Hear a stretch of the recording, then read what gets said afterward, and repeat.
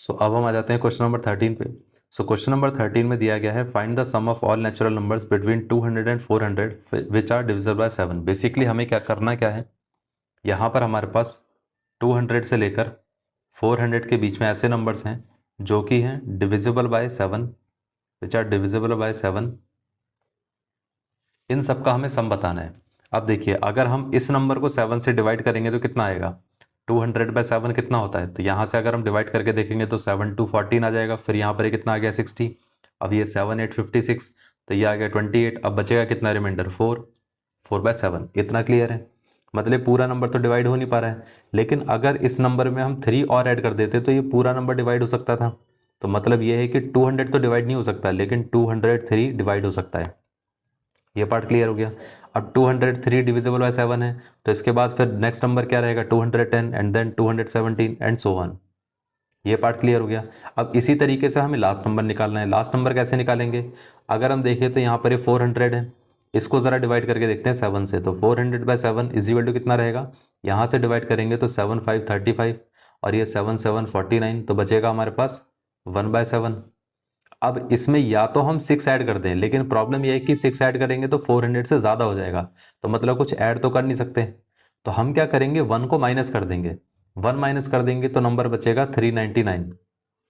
ये part clear हो गया। तो मतलब ये जो लास्ट नंबर है, ये लास्ट नंबर है और ये फर्स्ट नंबर है जो कि 7 से डिविजिबल है, जो कि 200 और 400 के बीच में लाई करते हैं।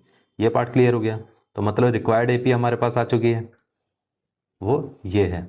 अब इसका हमें बताना है सम कितना रहेगा। अब सम का फॉर्मूला क्या होता है, n/2 इंटू ए प्लस एल। क्योंकि हमारे पास ए और एल दोनों हैं, तो हम इस वाले फॉर्मूले को अप्लाई करेंगे। अब यहाँ पर हमारे पास 203 भी दे रखा है और साथ में प्लस कितना दे रखा है 399। इतना क्लियर है। बट n की वैल्यू नहीं है हमारे पास, तो n निकालने के लिए हम क्या करेंगे, ये हमारा nth टर्म है which is a plus n-1 into D. तो ये आ जाएगा 399 इज इक्वल टू कितना आ गया 203 प्लस n-1 इंटू 7। तो 399 में से अगर हम 203 को माइनस करेंगे तो कितना आ जाएगा, सो ये आ जाएगा 7 टाइम्स ऑफ n-1।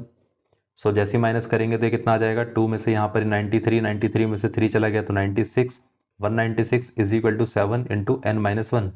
ये कैंसिल आउट हो जाएगा तो 7 2 14 और यहाँ पर ये 8। इतना क्लियर है। 7 2 14 और यहाँ 7 8 56। अब देखिए 28 में से अगर हम 1 को ऐड कर देंगे तो कितना आएगा, तो यहाँ से आ जाएगा n इज इक्वल टू 29।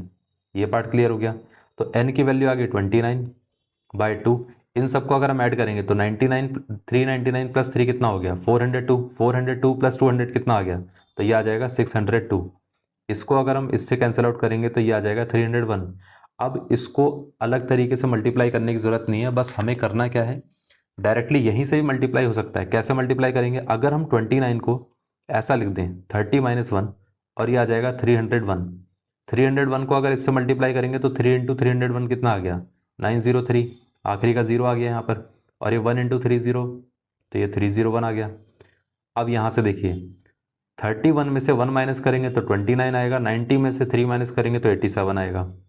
सो ये आंसर है। ये पार्ट क्लियर हो गया। तो इस तरीके से भी हम मल्टीप्लाई कर सकते हैं। अगर आप करना चाहो तो आप 29 इंटू 301 स्टैंडर्ड मेथड जो रहता है उससे भी आप कर सकते हो, कोई दिक्कत नहीं है। बस मैंने आपको ये बताया कि यहाँ से क्या होगा कि बस आपको स्टेप ज़्यादा लगेंगे, लेकिन आपका आंसर बहुत जल्दी आ जाएगा, कोई कैलकुलेशन में मिस्टेक भी नहीं होगी। ये पार्ट क्लियर हो गया। इस तरीके से आपका आंसर आएगा।